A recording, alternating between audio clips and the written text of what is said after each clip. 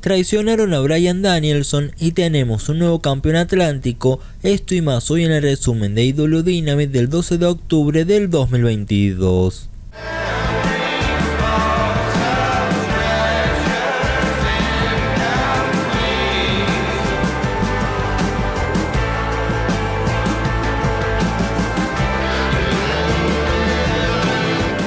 Y comenzamos el debut internacional de AEW en Canadá con dos locales abriendo el show, siendo René Paquette quien estaría haciendo su debut por aquí, presentando a Christian Cage para entrevistarlo, y este prometería que Jungle Boy se llevaría una derrota esta noche ante el dinosaurio de la destrucción a quien Cage presentó, para así irnos al Open Mania en el que Jungle Boy intentó dar pelea al inicio, pero Luchasaurus lo superó con su fuerza, llegando a controlar por un rato hasta que volvimos de comerciales, y Jungle Boy lograría revertirlo al punto de que lo estrellaría contra una mesa al dinosaurio, que por una distracción de Cage tuvo tiempo para revivir y quitarle el control a Jungle Boy, que sobrevivió, y entonces empezaron a intercambiarse el dominio en donde ninguno caía, y sorpresivamente cuando parecía estar todo listo lograban salirse del conteo de 3, pasando esto varias veces, lo que permitió que hubiera un buen dramatismo en este encuentro, que al final Luchasaurus se llevaría el triunfo tras que la presencia de Christian distrayera a Jungle Boy. Luego, detrás de escena, René entrevistó a Stokely Hathaway, quien dijo haber comprado a Private Party, ante lo que Matt Hardy se enojó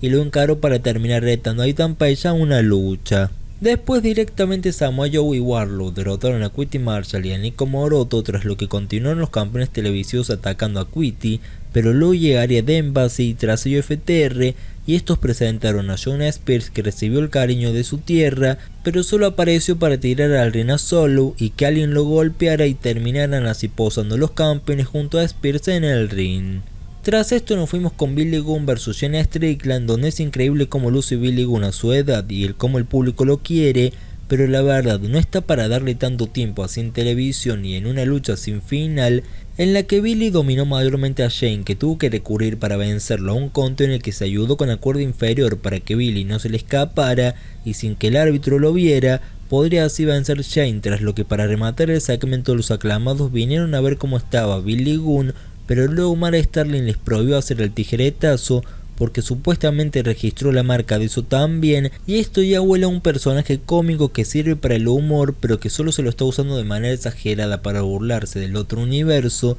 y esto en vez de ayudar al mismo show de AEW solo lo perjudica. Así que después de eso pasamos a otro tema y volvimos realmente a AEW Dynamite, con NJF siendo entrevistado, en donde Stokely lo interrumpió y NJF le sonrió primero, pero luego le dejó en claro que si vuelve a meter sus narices en sus negocios lo va a despedir, lo que no le gustó, pero aceptó la orden del jefe verdadero y luego se fue, dejando hacia NJF mirando a la cámara para hablarle a William Regal, a quien le recordó que tenían un pasado oscuro juntos, del cual habló un poco pero no quiso profundizar, y después se dirigió sobre lo que pasó con Yuta, en donde dijo que no sabía si le iba a dar la mano, pero aseguró que no le preocupa ser el villano de la historia porque se odia a sí mismo cuando sale a la acción, y luego habló de sus heridas que lo han hecho como es él, y terminó sentenciando que él ahora es el hombre con el plan, el que tiene una ficha y el que está listo para ser campeón cuando lo decida. Tras esto llegó Jon Moxley para decir que muchos han intentado quitarle la corona, pero cuando lo han intentado hacer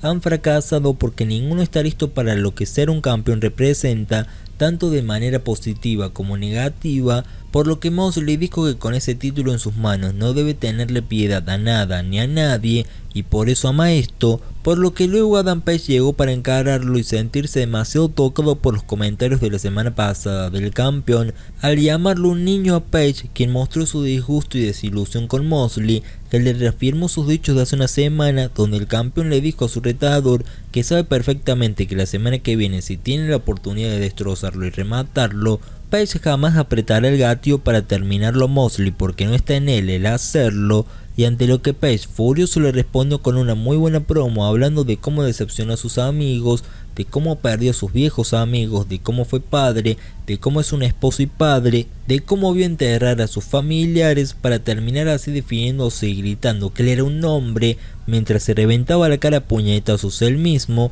tras lo que le dijo a Moxley que de hombre a hombre, a diferencia de otro cobarde que estaba mirando desde las gradas, él estaba aquí para decirle en su cara que la semana que viene frente a su familia y amigos lo va a aniquilar a Moxley para recuperar así el campeonato mundial de AEW que nunca debió perder, y tras esto Page se marchó chocándole el hombro a Moxley, que lleno de rabia se la tragó y aguardó a que llegue el próximo martes para terminar con esto. Después nos fuimos con la lucha que sorprendió no ser el evento central como parecía, y fue Bryan Danielson vs Chris Jericho 3 por el campeonato mundial de ROH, un duelo interesante tal cual como han sido los anteriores, con idas y vueltas e intercambios con las movidas clásicas de ambos, aunque al final se quedó un poco atrás de la última lucha entre ellos dos, y donde Danielson había tenido buenas ofensivas con llaves para doblegar a un Jericho que fallaría el Judas Effect, y al verse en desventaja tiró a Danielson contra el árbitro para intentar atacarlo con su título, pero en eso apareció Daniel García, lo que distrajo a Chris, que se comió una patada de Danielson, pero de repente García con su título noquearía a Bryan,